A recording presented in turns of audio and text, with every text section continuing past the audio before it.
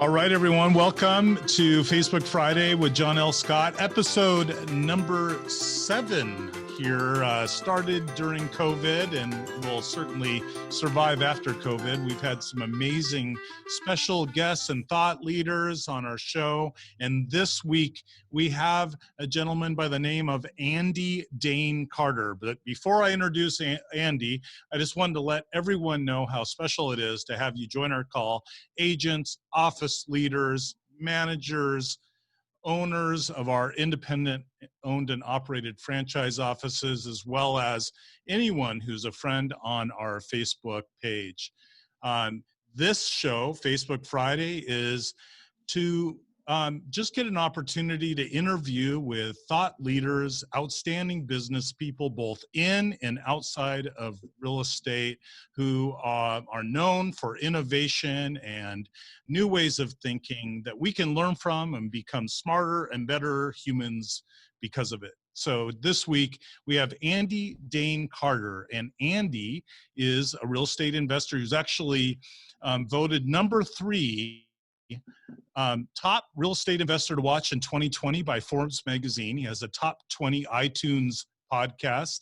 He started real estate back in the tough year of 2008 with just $400 in his bank account, and took that and grew his business all the way till now, where he's flipped over 600 homes. He owns 150 of his own residential units, as well as has a large real estate team, and he actually started before all this as the youngest wine sommelier in the United States. So he's got this huge variation of experience in hospitality, as well as real estate and investing. And he has some really interesting things to share with us today. So Andy, thanks so much for joining us today. Thank you so much. And it is an absolute pleasure for me to be with the John L. Scott family. I love you guys. Well, I really, really appreciate you joining us. And, so Andy and I met actually in front of a real estate office in Newport Beach. And this guy, he walks up in the coolest, like, middle-aged skater outfit or snowboarder outfit. I don't know what you would call it, but it was like tasteful, like cool tattoos with like a flat brimmed hat. And I'm like, hold on, is this like real estate in Newport? And it is actually. But Andy, his office is in Long Beach, California. We went down there and visited it. Cool office, total video studio, motorcycle inside there. Unfortunately, it was damaged in a fire recently, but you saved your motorcycle, right? Other than the mirror. Other than the mirror, though. So, you're broke. But Andy, tell our audience a little bit about you and kind of take us back. Go prior to real estate and tell us about Dane Carter. Sure. No, thank you so much again. So I have a very common story. I was raised poor. I was raised by a single mom, and we struggled. You know, my parents divorced when I was 4 years old. So it was myself and my little brother and my mom. And from a very young age, it was like, we got to do some stuff. And I had to grow up really fast. So by the time I was 12, I was working. So I started working really, really young. And there's a really cool story about why I started working, and it kind of put me on this path. So we grew up on like the wrong side of the tracks in Long Beach. We lived in a teeny tiny studio apartment where we didn't have a refrigerator, we had a cooler. So we literally all crammed in this one little room, and we struggled for a lot of years. And my mom worked a lot of jobs, and she was a very hardworking person, but she couldn't really figure it out always. But she loved us and everything was great. But for me, when I turned 12, we moved over into a very nice zone in a nice neighborhood because she didn't want me to go to school in a bad neighborhood for high school. Well, I'm, for the first time in my life, surrounded by rich kids that had everything. And there was this one shop, and it was a surf shop, and I always get choked up even telling this story. I've told it thousands of times, but like, it really changed the trajectory of my life. So we walk into the surf shop, and there's this brand new wetsuit that's on there, and it was like $500, and that might as well have been 5,000 to me back then. And my friends that had all this money, their parents went in there the next day, bought them the wetsuit, and they were out in their brand new suits surfing the next day. And I was like, how do I do this? So I literally went around to every single business owner and said, I will do anything. I need to earn some money. And there was one place that hired me at 12, totally off the books. It was a silk screening place. And I would clean screens that was full of paint with these horrible chemicals. And I would take $20 every day, and I would go and take it to that surf shop. And I did it until that thing was paid off. I didn't even know it was paid off. The guy handed it to me one day, and I bawled my eyes out the whole way home. Oh, wow. Because I realized right then at 12, I didn't need anybody. I could do this on my own. I became so independent, and I was already a very independent kid, that I just decided I'm going to work. That's going to be my thing. I was a really good athlete and a terrible student. I got D's and F's. I was terrible in school. I'm severely dyslexic, so school was super difficult for me. And on top of that, I've got every kind of ADHD thing you can think of. And I used to stutter really bad as a kid. So like the classroom environment for me was like horrific. As soon as the bell rang, I lit up. I was everybody's buddy and friends and had this huge personality. But the classroom like destroyed a lot of my self-confidence, especially because my teachers basically told me like, you're an idiot. And I wasn't 1 year from high school, and I was making twice as much as all my teachers. So I was like, take that. So for me, I always had this chip on my shoulder, but I started working young. I worked all through high school. I worked like, fast foods and restaurant business. When I was 17, there was this restaurant that I was working at. They thought I was 21. So I was bartending my junior year in high school and killing it, making a bunch of money. So that was great. And then I went off to college to be a fireman. And then I was going to get hired as a fireman. That was my like life's dream, is I'm going to be a fireman. I'm going to work hard and I'm going to help people. I've always wanted to be of service. That's always been my thing as well. So for me, I wanted to be a fireman. So I'm testing, and I was working at this restaurant at the time, and I went to a wine tasting. I went to this wine tasting and fell in love with wine. 6 weeks later, I'm living in Bordeaux, trying to become one of the youngest wine sommeliers in the country. So I literally punted everything. I have gear 1 and gear 6. I don't have anything in the middle. I'm either kind of thinking about it, or I've burned the bridges and I'm all in. So for me, that served me really well in my career. And I jump usually before I should, but I've been able to figure some stuff out. And then I had a great career in that industry. I was like doing some great things, and I've owned some beautiful restaurants. And then I hit a wall. And I gained about 65 pounds, was very unhealthy, very overweight. I was depressed for the first time in my life, so I hit pause. And I didn't work for a year and a half. I started teaching yoga. I went from making all this money as this suited up wine sommelier, killing it, to making $20 a class, but I was healthy, and I started to race triathlons. So I pivoted, and a buddy of mine was like, hey, you should try real estate. There's all this freedom, and the market just crashed. So, maybe you should give it a shot. And I was like, oh, that sounds kind of cool. I'll just give it like a shot for a year or two, whatever. I'll just see what's going on. Literally had no money left. I get into real estate. I went directly to go work with these investors. So I skipped the whole like beginning stages of real estate. I went straight to go working with these flippers and investors in 2008 when the market was crumbling. And everybody's like, oh, the wine guy is going to go sell real estate. Good luck, bud. That's literally all I needed to hear, so I could shove it in their face. And I went all in, and at just under 30 years old, I went to go work for this firm for free because I wanted to learn. So I've always been willing to do whatever it takes to get it done. And then I literally made 2,000 my second month. I made 6,000 my third. And then I made 10,000 my fourth. And by my 6th month with that little firm, I was making 50 grand a month, and I never looked back. Mm-hmm. So 2008, $400 in your account. And I mean, some would say That's a tough way to start. And yet it gave you this massive fuel, right? Like you basically, that would fuel you to be told, oh, I don't know about this, man. I don't think you can do this, right? That's right. Right. So now you have you have you have an office in Long Beach. You had actually two when we met. Describe kind of your structure and what you do that might be a little bit different for our real estate agents and brokers on the call. Sure. So for me, since the very beginning, it's been, I'm an investor first. Like I always looked at myself, even though I hadn't done a deal yet, I was an investor first. And I really want you guys to listen to what that means, because I talk to a lot of people all over this country, and a lot of amazing real estate professionals can't get out of their own head about that concept.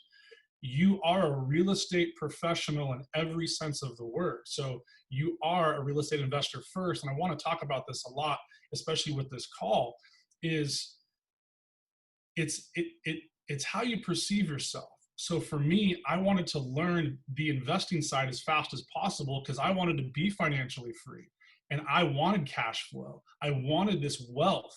So for me, I didn't want to get stuck in doing 100 or 200 grand a year. I wanted to do $1 million a year. And I knew that would take me a long time doing the traditional route. So instead, I started to figure out how can I bring value to these investors, and then how could I shift gears? With so many of you, I'm sure that are here on this call, you get the deal first before you pitch it to an investor. Some of those deals could be a tremendous opportunity for you and your family. And I just really want to get people to kind of see that first. So for me, I'm an investor first, but I'm also a marketer. I'm a brander. I have a podcast. I do a ton with social media because it helps my business. So we do a lot of different things that are very non-traditional from the sense of real estate, where we brand very heavy. We also do a lot of print. We do all the traditional stuff, but we also stack stuff on top of each other, like having a local podcast. And I cannot stress this enough. It costs less than $2,000 to start a podcast with good equipment. And you become the local expert, which you already are if you're in the real estate business. Now you have an excuse to go talk to business owners within your community, within your zip codes. You can say, hey, my name is Jan, and I'm the local real estate expert. I would love to sit down with you and just ask you a couple questions on why you decided to open up this restaurant here in this neighborhood and why. And you literally film it. You have a little microphone and you have this little podcast dialogue with the business owner.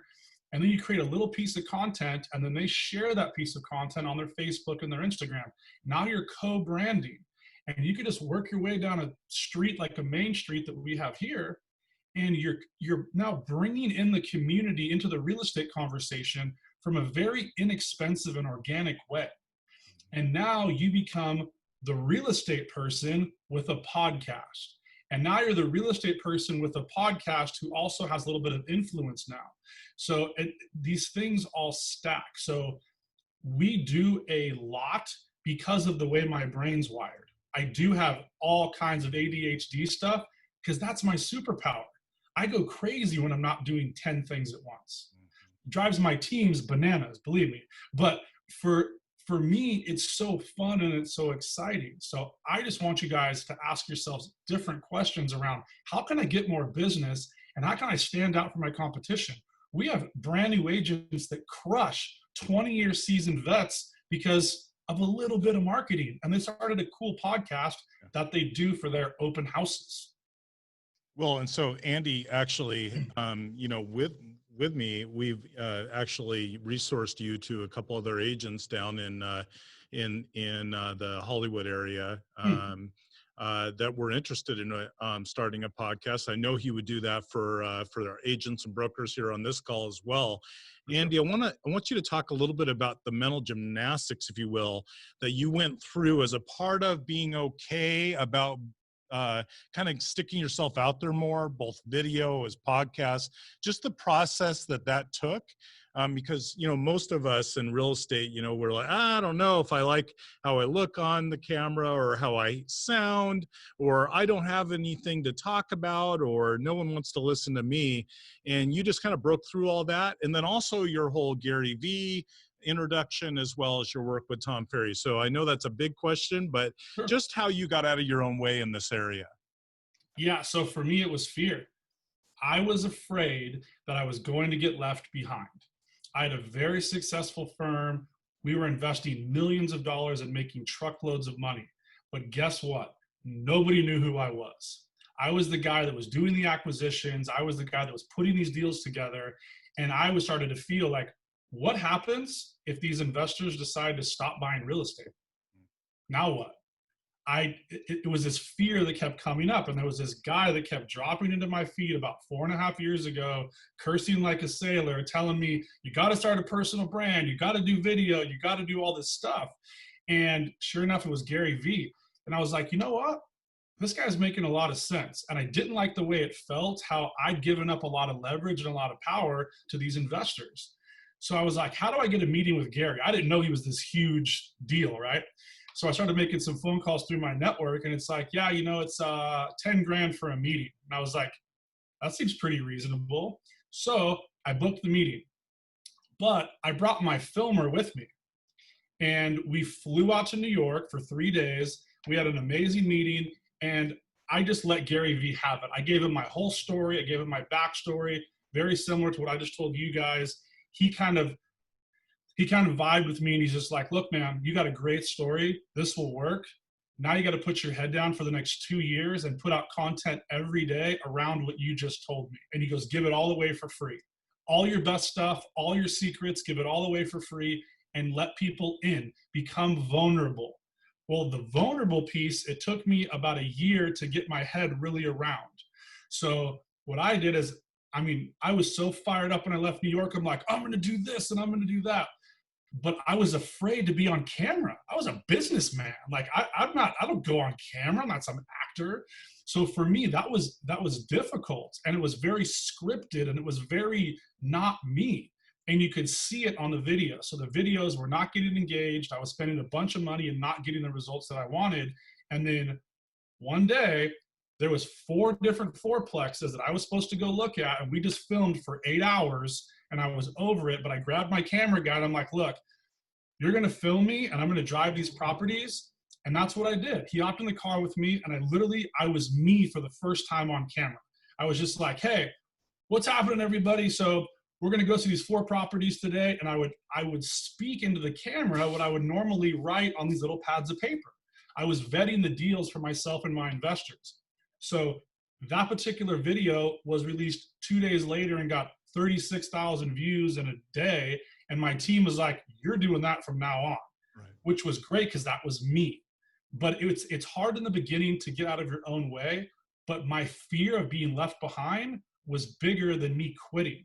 Like, you got to give yourself enough runway to win in anything you do in business and in life. If you try it for 30, 60, 90 days and that's not long enough.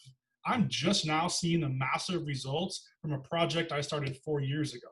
Mm-hmm. So as a part of getting out of your own way, there's this little legacy piece that you had mentioned as well with your children and your children's children. So tell us a little bit about that. I think it's interesting that you use this as a part of your motivation now. And I'd like people to hear about that. Sure. And again, big shout out to Gary must V. not have made it in the Like, this was a big thing, for now, him. we'll know at the end of the day what. Hold on real quick. My sense is, it just that's why we just got to get caught up. It's not okay that we Nick, wait until that this stuff isn't in like. Got it, Andy. Cool. So legacy. Legacy is very important to John L. Scott. That's why I connected with you guys instantly. You guys are all about legacy. So am I. It's very, very important to me. I've got 2 small kids that are 4 and 6. And when I started this journey, they were young. And they had a couple pictures of me and a couple little videos on a cell phone, but that's it. If my plane would have crashed, from New York before I started filming all this stuff, my children wouldn't know me. They wouldn't know how much I care about people, how many people I've helped. Like, they wouldn't know these huge deals that I've closed, you know, behind closed doors in these boardrooms. They wouldn't get to know me. So my driving force, even to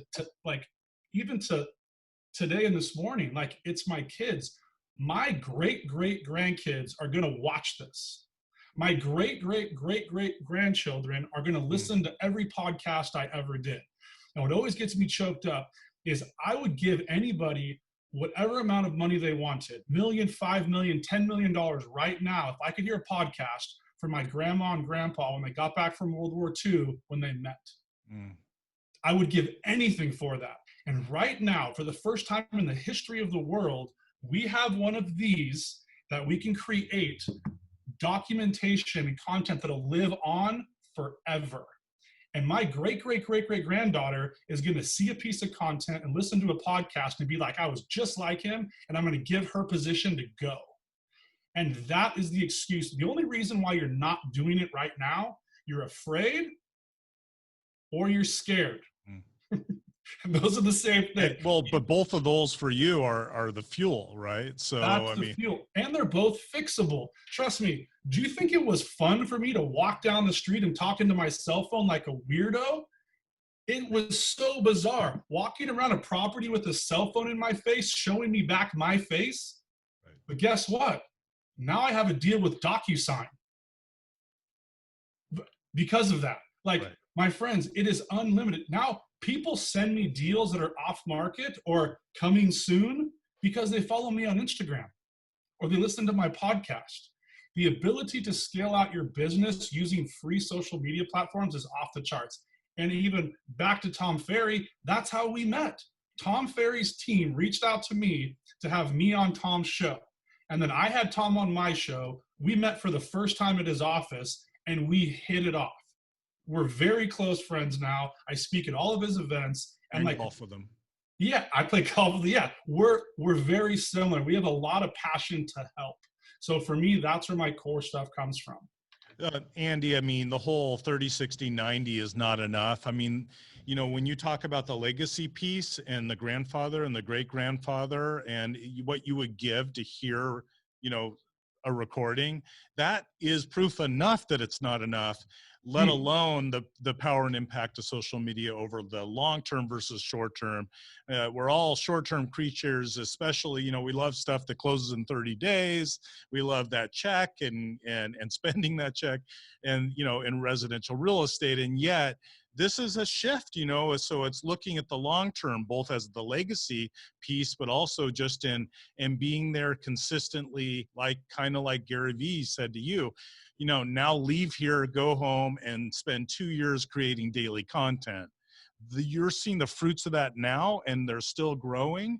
So could you speak a little bit more on those fruits, just opportunities? Obviously, you know, one of those was, you know, sharing a stage with Tom Ferry and coming out to his speaking events now. But other examples, I mean, you know, a little bit about your kind of local area expert perception in Long Beach. Yeah, no, and that's the power of social media and doing like the thing with marketing and branding correctly. So for me, like when I first met Gary Vee, it cost me 10 grand. We just partnered 6 months ago on an incredible business that we're doing together.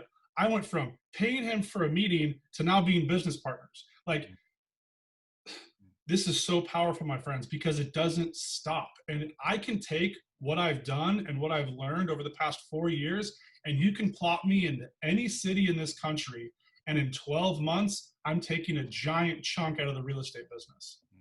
I have figured it out. And it's not because I'm that smart. It's because I've followed things that continuously work. Everybody on this call, your number one goal, just like Tom Ferry, is to be the digital mayor. You want to be the real estate expert within your community. When people think about real estate, your face hits their radar. Your face hits their brain. So when they think about buying or selling, that's what you want to do. And if you have a team and you want to attract more agents and you're trying to build out your business and build out your brokerage, if you're at Starbucks and you have some agent, you know, that works for a huge brokerage and they're not that happy there, and they can recognize you, they're going to tap you on the shoulder. Hey, I love your podcast, or hey, you're everywhere all over Facebook. The best compliment as I get is, I love your podcast. My kids and I get stopped all the time. It always freaks my wife out because they're like, do you know them? And I'm like, no, they just probably follow me somewhere. But like, they think they know my family because of the vulnerability piece that I haven't touched on yet. My entire engagement changed very dramatically on Facebook and Instagram when I started talking like about my whole life, not just me as the business guy that kills it. I started to talk about health. I started talking about being a dad. Being a dad is my most important role. Like, I'm a family guy. So I started sharing my family, which let people into how I operate as a man, as a human. So now they'll watch me for a year and they'll say, hey, you know what? You are home at 3 o'clock every day because we see you posting stuff with your kids. I've gotten deals because I'm a good dad. Like, people can relate to me because I let them in. So the more I'm vulnerable, the more I let them into my real life, the more they feel like they know me. If somebody calls me to sit down to talk about business, it's 95% already closed because they feel like they know me. I just have to basically close it in the thing. And every single person on here has this ability.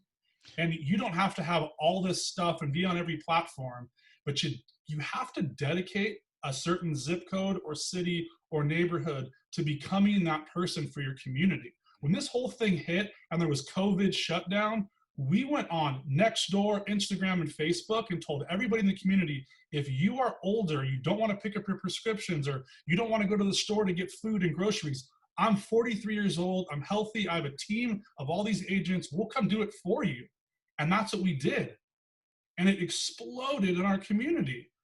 And it made me, I would cry. It was the best feeling ever. I'm helping these people.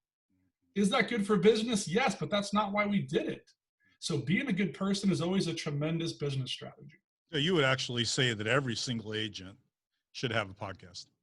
Everyone. Every single one. Zero so reason. There's not too many. Here's the thing. I think there's 4 billion active Facebook users. And there's another crazy number for Instagram and YouTube. YouTube alone, it's 1,000 times more performs than every network in the world, every cable channel. So you have access to get in front of so many people. Podcasts, there's only 500,000 podcasts. I know that sounds like a lot. That is a drop in the bucket. And you don't need to be at like the top of the charts in business across, this whole thing in the country. You need to dominate your city or just your part of the city. If you have a local podcast, people will bring you deals. People will want to talk to you.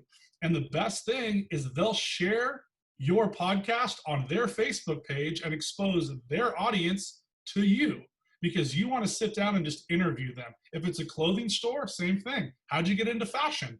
You don't even talk about real estate. They'll bring it up. Yeah, so your podcast gives you a place at really every table. It's a reason to have a call. You call me, which I get every day. Hey, Andy, can I take 5 or 10 minutes of your time to pick your brain? No, I'm super busy.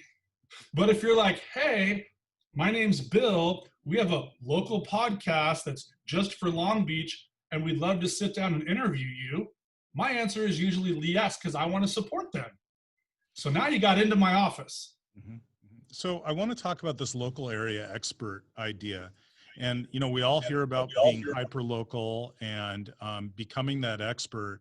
But when we were originally meeting, I asked you, so what next? And you started sharing your thoughts around, your mentor and his conversation with you, but also around leaving a legacy in Long Beach, and that Long Beach is big enough. And I want everyone to hear that, because I think we all kind of have this tendency to look outside of our current situation, when you've actually made your kind of impact micro yet expansive. Yeah, so I made a huge pivot. Great question, James. I made a great pivot about a year and 3 months ago. Because when I first went out, I was like, I'm supposed to be like Gary Vee, right? I'm supposed to be all over the place. So that's what I did. I'm trying to scale this podcast to like, how many countries can we get in? That was important to me. And then again, very old, salty dog who is an unbelievable mentor of mine. He's 82 years old. And he's like, and he was following all my stuff, and I'm speaking at all these stages all over the country. And I'm trying to build this huge portfolio of properties all over the country. And he just sat me down, as he always does. And he goes, you know how much I'm worth, Andy? And I'm like, yeah, you've done an amazing job, throughout your career. And he goes, I've never left Long Beach. I don't own one piece of property outside of the city that I love. And he goes, I can do anything in this city. I have a problem, I call the mayor. I have an issue, I call the city. I get deals brought to me all day long that I can't even close all of them. And he goes, and you have that same thing. He goes, but what you're doing is you're spreading yourself thin and you're trying to help everybody when you need to focus on the city that you love first. And that hit me like a ton of bricks. And I made a pivot, and I was like, he's right. I own 6 businesses in Long Beach, and I pay more attention to somebody in Cleveland than I do into my own city. And it smacked me in the face. Like, you want to create legacy, smart guy, like you keep telling everybody? How about you create the legacy within your city? I'm 3rd generation Long Beach, and it's a big part of my message. And then you see me in Cleveland trying to do the same thing. So I had to get really clear. I do a lot of meditations. I'm a very spiritual person. And I just had to get clear on where my goals were for my family. And now I'm spending way more time at home. I'm not traveling as much, which makes my wife happy. And I'm happier. Like, I'm affecting real change in my community. And it feels incredible. And everybody can do it. I don't care if you just got your license yesterday. Like, you can get into these communities and help. And that's such a big thing of John L. Scott, and why you guys have been so successful is you make big changes where you guys are at. Yeah, so that's powerful. And I think that leads me into the 100 Doors book. Could you just high level explain your book to our group? Sure. So I love this book. I'm extremely proud of it. It's because, and here's a full disclaimer. I'm a terrible writer, as I'm sure you can guess, because I'm severely dyslexic and I'm terrible.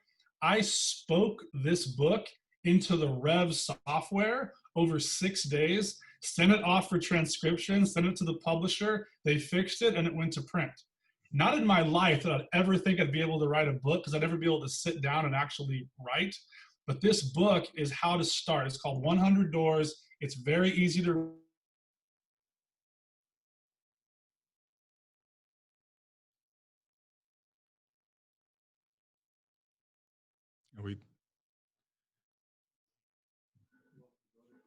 We lost your audio. Nick? Yeah, no, it's the audio's here, so it's on something on his end.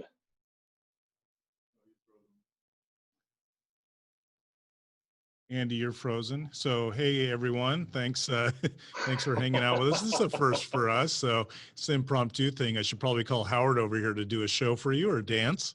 But the coolest part about, let me know when he comes on, the coolest thing about Andy's story is he just gets out of his own way, including his podcast and his social media. And, we were driving around in, let me think, it was a town just north. Oh, you're back, Andy. Can we hear you? Yeah. Okay, so I was just suggesting, I was talking, and this will lead back into your 100 Doors. Okay. You and I were driving around. I forget which town it was, honestly, but it was getting pretty close to Hollywood.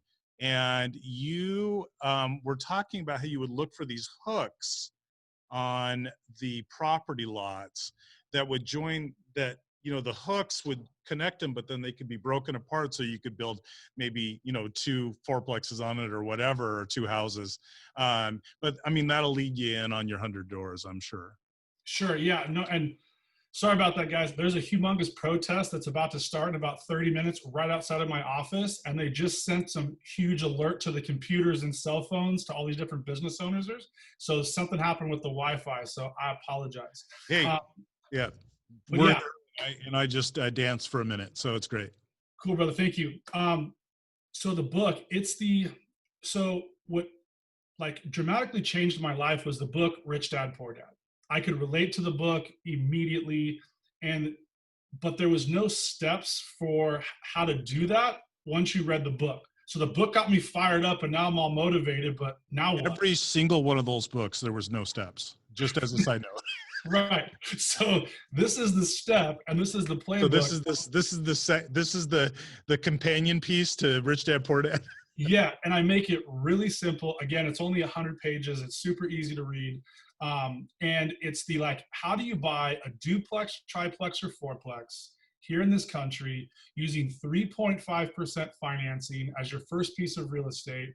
You live in one of the units to rent out to almost cover like the entire mortgage. So my whole goal for people is, how do you live for free? How do you live in your current home with zero mortgage because your cash flow is paying for that? So it's to buy a duplex, triplex, or fourplex, live there for 1 year and 1 day, so everything is in compliance, and then you can refinance out some of the money and buy a house. So now you have a triplex and you have a little 3-bedroom, 2-bath house, you start your family. If that's the only thing you do in real estate for your whole career, your career will look very different in 20 years because you'll have so much equity in those properties. The one thing I always bet on is real estate, because people like to live inside. When people want to start living outside, I'll shift my business model. You mean like literally outside? Like right? literally outside. Beach, live on the beach. Yeah. If you want to When live that comes, when that happens, right? Then you're no longer going to bet on real estate. Gotcha. Correct. But until then, you don't have to go to fancy restaurants. You don't have to wear nice clothes and fancy shoes. You got to live inside. So there's always going to be a tremendous rental market. I just want to take advantage of it. So for me, it's how do you learn these little skills? And especially for all of the brokers on this call, how many people that are on this call have a definitive exit strategy for how they want to retire from real estate? Mm-hmm. Most people, it's, I have no idea. Or it's so easy and so great, and I love the lifestyle, I'm going to work till I'm 90. Well, that's great. What if you don't have to? What if you just put a 10 or 20-year plan together and you could be totally financially free, where a couple of your properties and a couple of your investments are paying for your biggest bill, which is usually your mortgage. Mm-hmm. So my tenants pay for everything. They pay for my kids' education. They pay for our cars. They even pay for some of our businesses. So for me, it's really important to have those tenants that I love continue to pay for this lifestyle, to pay for all of my assets. So I just wanted to break it down really easily for somebody who can just figure this game out. And there's a lot of gurus out there telling you all this different stuff that you should do with real estate. And I'm a big fan of getting wealthy slow. Like, no one wants to hear that, but it's the smart way. I don't like a lot of risk. We pass on 99% of the deals that come through my desk. But what you can do is, you're the investor first. Sometimes these deals that you want to list might be a great opportunity for you to take down for your family. Or I want to talk to the teams that are on this call. Have you ever thought about creating a holding fund or a holding position for your team? And now your team is pooling commissions all through contracts, and you're buying assets as a team. You want to retain your team. If everybody has skin in the game in 3 or 4 properties, you guys are going to work together. It's this beautiful model we've been testing for 3 years, and it's been really fun to watch because you're getting people involved. And now you're not buying watches and cars and all this stuff with your commissions. You're leveraging for your legacy. You're creating wealth for your family. This stuff is all done very simply. You create a separate LLC, and now you're buying and acquiring assets for your family through your teams that you work with. I just think there's a whole lot of upside there. Well, and you were talking about how adding in the investor first mentality within your team both helps with recruitment as well as retention within the team. There's some people on this call today, including Wendy, by the way, who just jumped on our Facebook Live and said that you guys share very similar childhood stories around the challenges and work ethic. But also, she has a team, and there's others out there that have teams. Talk about investor first and team development. And I mean, there's always that kind of fear around co-owning stuff with people and partnerships, but let's dispel all that. Sure. Break down that real quick for us, teams and investing. Sure. Teams, in my humble opinion, are the future of real estate. There's going to be these small little teams, 6 and 8 people, that are so good. They have so many systems in place. A solo agent could have a hard time keeping up with them because they have specialists. Their systems are in place in such a way that the people that are really good at working with buyers are only doing that. They're not doing a bunch of different things. So as these teams get stronger and more fortified, like the SEALs, SEAL Team 6, like you create these hyper professionals within a team. Why wouldn't you do that from an investing standpoint as well? And again, talking about team retention, if people are bought in, people love John L. Scott because of the culture, because of what you guys stand for.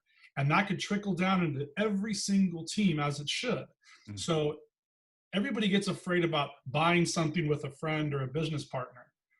That's what attorneys are for. That's what documents are for. You have, and everything is dumped out. You have a very clear plan for the exit for the asset, how long you're going to hold it for, how you're going to refi it, how you're going to structure it, what it looks like if you leave the team. If you leave the team, there's a 2-year buyout. Like, you just put everything in writing. I know it sounds complicated, but what's the alternative? Not doing it? Yeah. The best growth always happens when we're in an uncomfortable situation. You don't learn anything from the couch. You got to get out and you got to try some new things. So for me, culture is so important. And for me, again, like, I want people to learn this business. I don't want my team members to be on my team forever. I want them to learn everything I can give them and then go replicate it. I don't care if you become my competition, because really, I don't have any. You're going to work with me or you're not. There is no competition. You'd be blown away at these agents that everybody would think is my competition around these cities. I work great with them because I don't care. Yeah. I'm not threatened by you. I'm good. I just want to help. So there's so many ways these teams, and especially for a recruiting standpoint, most agents, as soon as I get off stage, they want to know how to grow an investor list, how to work with more investors. How do I flip my first property, Andy? How do I buy my first duplex? If that becomes part of your curriculum that you teach on your team, eat that up. Everybody on this call knows agents out there are starving for leadership. You guys have tremendous leadership within your organization. What if it just started to create all these little soldiers and leaders like all throughout the business? And now everybody's amassing wealth. That'll spread like wildfire. Yeah, that's powerful. And I think, you know, when I met with you and you would share just the value of having that niche, so that investor multiplex niche that you have in the area, you have become the go-to person, not only for consumers, but also other agents that just kind of want to link up with you to get the deal done and whatnot, correct? Absolutely. It is. I could have never imagined that when I first met with Gary Vee, that this was going to be the result. Not in my wildest dreams. Mm-hmm. But now that I'm here, I have a tremendous responsibility to keep going and then to do calls like this and spread this message, because again, my friends, I'm not that bright. I just do things that work over and over again. Just like Tom Ferry's like, run plays that work. Like, I just do stuff that works, and I do stuff that people that are much smarter than me that have done for years before me. You're pretty bright, but thanks. So what's the future look like for you? And don't say, oh no, I'm doing it. I know you have some plans. I know you have some ideas for the future. So yeah, so we have a massive vision for the future, especially the future of real estate. I just truly feel that having this investor first mindset is so powerful. I mean, and to be able to provide all these different things within a brokerage where it's not just residential. Like, yes, that's what we do, but we also do 2s, 3s, and 4s, which is residential, but we also do commercial. And we also work with investors, and we teach you how to flip. And we also are very, very good at Facebook and Instagram and YouTube and podcasts. So we want to blend all of these mediums within one place. So when you come to work here, it's not just like, go make 20 calls a day, good luck. We have a very specific plan for print marketing, for digital marketing. We explain to you the difference in what marketing, branding, and advertising are. They're all very different. And then how to do them in a small way and then scale up from there. But my goal for every agent is when you go outside, people know who you are. Yeah. Who would you say your hero is? My hero is this guy named Walt Babcock. And Walt Babcock owned this restaurant in Seal Beach called Walt's Wharf. He was like one of my first mentors. And just a tremendous, tremendous man. And I was 19 years old and I was working at this restaurant and he was there in the office and he was writing himself a check for $25,000. And I was like, oh, that must be his take, from the profits of the business. And so I asked him and he goes, oh no, Andy, this is my rent to myself. I own the building and I own the land all the way to the corner. And he goes, and he looked at me with these dead soul into my soul eyes. And he goes, Andy, always buy the dirt. And it literally changed my life forever. So, and then he's just an incredible man. He's owned tons of restaurants. He passed away 2 years ago and it broke my heart. But my goal was to live in the same neighborhood as him, which I thought I would never be able to accomplish. And I did 7 years ago. I moved a block from him. And it was so hard for me to watch his family disassemble his legacy as soon as he passed, that like my job right now, and that restaurant is now for sale, and I'm going to pay whatever I have to buy it to keep that piece of his legacy in place. That hero will never die. That reminds me of Billions when he buys the pizza joint, because he doesn't want it to go away. So I'm the same way. And it's called Walt's Wharf, and I'm going to keep it as Walt's. I'm just going to, because that's what everybody calls it, like in the city of Seal Beach. And his family is trying to sell it. It was open for 40 years. I get so worked up talking about this. Yeah. I have the money in the bank ready to hit send. I'm going to overpay by so much, and I don't care. Tell me about the characteristics of that person, of Walt. Tell me, other than his seasoned advice, though, I get this sense of real appreciation for the human being. So describe a little bit more on that. He was a special soul. Like, he was a good dude. He was from around here, and then he went to Nebraska to go to school to be a dentist, came back. He opened up a small little practice in Seal Beach, was very successful, loved food. So he opened up a little like teeny tiny fish market, and then he bought a fishing boat so he could get his fish cheaper and do everything. He just bought the land. He loved people. He has a winery up north, and his son was the winemaker. He was a very kind person, but this shrewd businessman, the least flashy person you could ever see. He always had his 2 dogs with him, and he drove a Suburban. And he had hundreds of millions of dollars, you'd have no idea. Very humble guy. But the way he treated his employees, the way he treated people, you felt this massive connection, like he actually cared.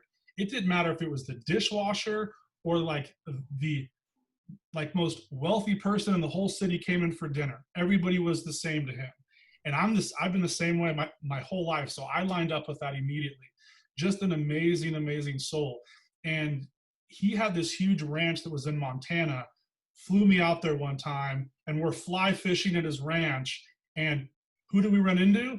Huey Lewis, who was his neighbor, and we were fly fishing. Then we go to this golf course and we play golf. There's no one at this country club. And we sit down to have dinner, and we're having some wine, and he's talking to this guy named Chuck. He's like, "What's up, Chuck?" We're sitting around shooting the shit. And it's Chuck Schwab, Charles Schwab. Like, I'm sitting at this table with these, and no one cared what anybody had. It was just about like the quality and the respect of the conversation. And that's how I lead my life. I owe so much to Walt. Phil McBride, our COO, you met Phil. He has or had a home in Huntington and used to go to Walt's all the time. Probably still does when he's down there. So it was just a stone's throw, as he said, away from his home. So well, it's like an institution, and it's closed, and then they refused to reopen because of COVID, and I lost my mind. So, well, I look forward to visiting with you at Walt. Yeah. So you said you were really great at sports, right? Or you back in the day. What's your favorite sports team? Football or basketball? You know what's funny is I was super into sports my whole life, and when I pivoted to go into like the extreme sports, where like I would like sit on my bike, for 9 or 10 hours and ride like a couple 100 miles. I stopped watching like the traditional sports and started to watch these other sports because of how my mind was shifting within those sports. So to do these like long distance things where you're suffering for long periods of time physically, it does something to you mentally. So for me, I started to get all these things. Like there's this thing in San Diego where you basically spend 3 days with the SEALs and they kick your butt like the first 3 days of buds, and you don't sleep and you don't eat, and they push you to every edge you can possibly get pushed to. That's the kind of stuff that I started to gravitate to over the past 10 years. So I do these extreme things just to see what shakes out. So I like to put myself like in those kind of situations. That's why I fell in love with Ironman. I fell in love with triathlons, because I would have these experiences on these long runs and long rides where it just showed me a different part of me. Mm-hmm. And then I could use that to help others, or I could use it in business. But when you have a bad day, like here at this nice, cushy office, that's nothing than being 6 hours from your house wanting to die. And you got to pedal for another 6 hours. So it just gave me a lot more resilience in business, and things can always be worse. Sounds like a lot of breakthrough comes from that as well. 100%. Yeah. Well, one of our moderators, Nick Norby, on the Zoom call has a question. Nick, what do you got there? Hey, Andy. This is actually a question I had. So I know mentors are important. So really quick, how many mentors have you had in your career, and what did you learn from each of them in your life? Sure. I've had a ton of mentors, and I still do today. Mentorship for me is truly, truly important. And it's changed my whole entire game. I would be on this call for 7 hours to explain to you all the things I've learned. But here's the biggest secret to having mentors. They will save you so much time and money. They're worth every penny when you get good ones. So for me, you have to vet your mentors like as much as possible, especially nowadays with all these fake gurus online. But you guys have some unbelievable mentors there at your guys' company. But for me, so like when I first got into real estate, there was these 3 investors that had just got annihilated in 2008, and they were rebuilding. So I got around them, and I was very just blatant with them. And I go, look, I don't want to do what you guys did. I don't want to feel what you guys have felt. I'll work for you guys for free if you help me not make the same mistakes you did. So they saved me a tremendous amount of time and a tremendous amount of money for a little bit of my time and a little bit of my investing. So for me, mentors collapse time. That's why I love to listen to books. I'm a terrible reader. I read really slow, but I listen to books on long bike rides, or I listen to podcasts when I'm in the car, or I listen to all these different audiobooks, like every time I'm driving properties and driving deals, because sometimes you'll take an entire person's lifetime into a 4-hour audiobook, and they will give you these little gems, these little secrets that will unlock these things inside of you that will change your life. So for me, mentorship is at the top of the list, and especially when you get good ones. Thank you, Andy. I love that. And by the way, when you get wrapped up in a book, when you're listening to it, the bike ride goes way faster, right? Way faster. So, well, I really appreciate all your time. We do have a question, I think, on Facebook Live with Aaron. Aaron, do you have something? Yeah, definitely. I first just wanted to say I feel you on the audiobooks. When I moved from San Diego back up to the Pacific Northwest, I listened to a few of them on the way up. So I just have a question for you. I know that podcasting seems like it's a really great way, really good opportunity for you to kind of make some noise and get some valuable business out of that. Do you have any recommended resources for getting started on podcasting, like maybe a class or a book, maybe YouTube videos? Yeah, so there's a ton all over YouTube. You could literally just type in how to start a podcast, and you'll spend the next 7 months consuming content. It is a lot easier than people think. It took me a year to start my podcast because of fear. I had all the gear, I bought all the equipment, had everything I could possibly need, but I didn't know that next step. And I promised myself I would not put that on my team. I would learn it myself. So it took me a year, but there's this little system called Libsyn Libsyn is a podcasting hosting service, and we created a class that we used to sell for like $500. I'm pretty sure the link is still live. I'll send you guys the link because it walks you through step by step on how to do a podcast, how to set everything up, how to set up Libsyn. I'll send you guys all that stuff. But what's cool about that particular platform is you can record the podcast. You just upload one little file straight to Libsyn, and it pushes it out to all of them. It pushes it out to iTunes and SoundCloud and iHeartRadio and Spotify and Spreaker.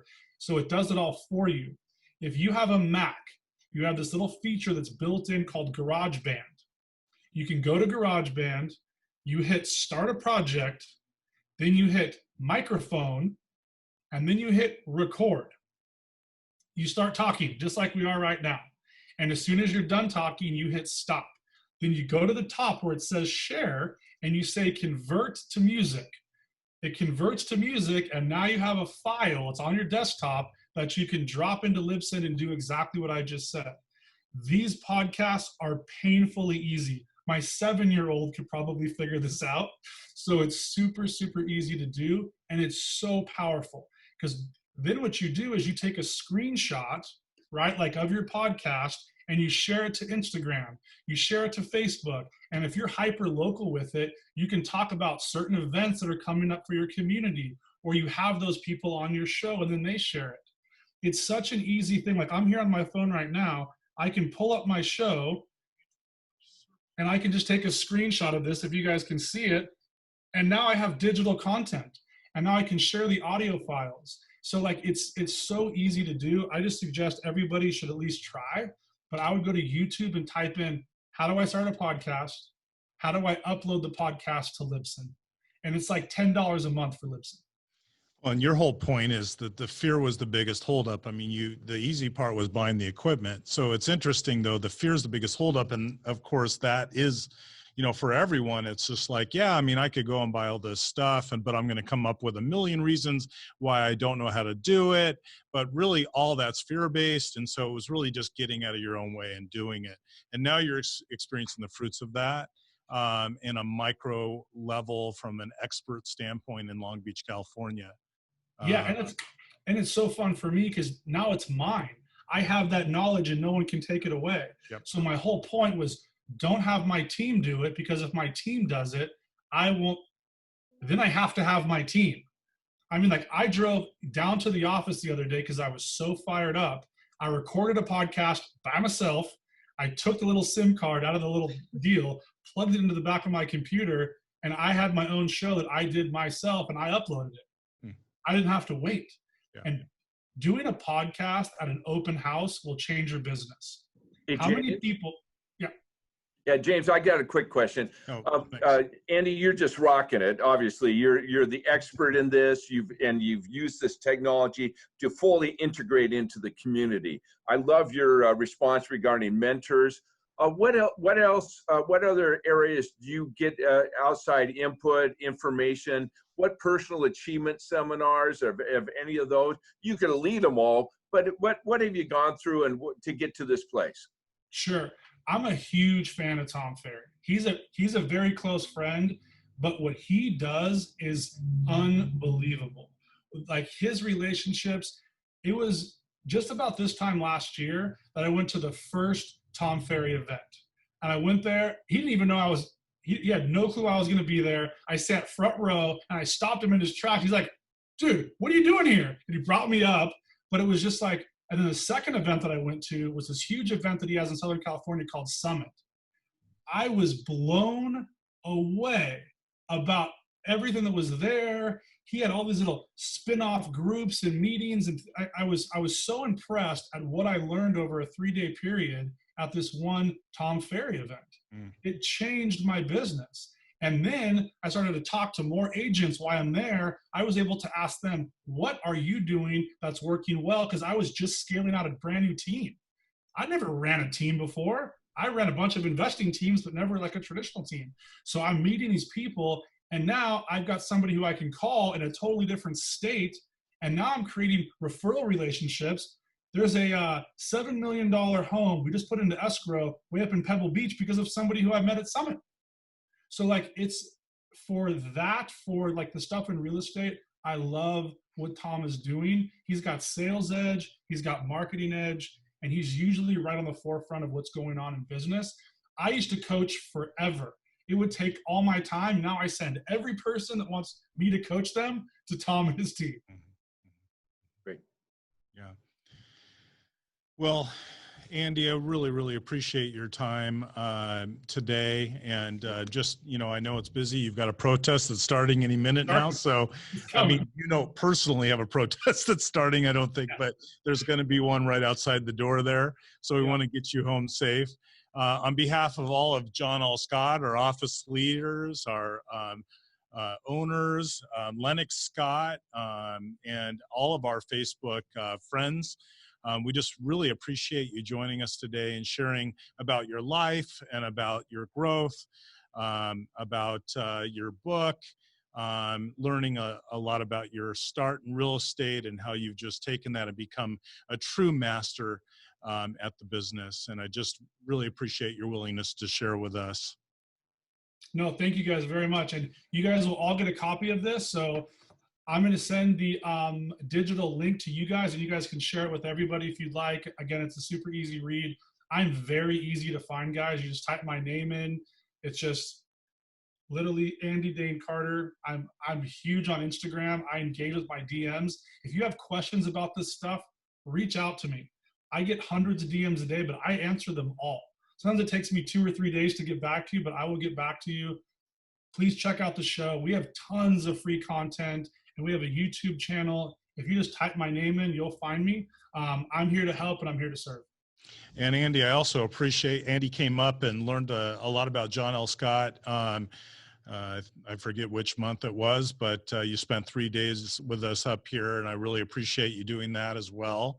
And we're not done with you. We're going to be continuing to talk with you because we are growing into California, and with your impact down there, we'd love to know you better. So on behalf of John L. Scott and the entire Facebook Friday team, thank you moderators for managing the questions on both Zoom as well as Facebook Live. And thank you, Andy, again for being a part of our show and being an ambassador for John L. Scott, and really just sewing into our group today and help letting us learn from you. So thank you so much. And I wish everyone a wonderful weekend, and we'll see you next week. Same time, same place, 11 a.m. We're meeting with Trevor Moad from Moad Consulting. He's a mental conditioning coach, works with star athletes and star business people. So it's going to be a powerful time to learn all about his business and what he's doing in the mental conditioning arena. So thank you, Andy, so much for joining us, and get home safely. That's my plan. All right, you guys have an amazing weekend. All right, thank you.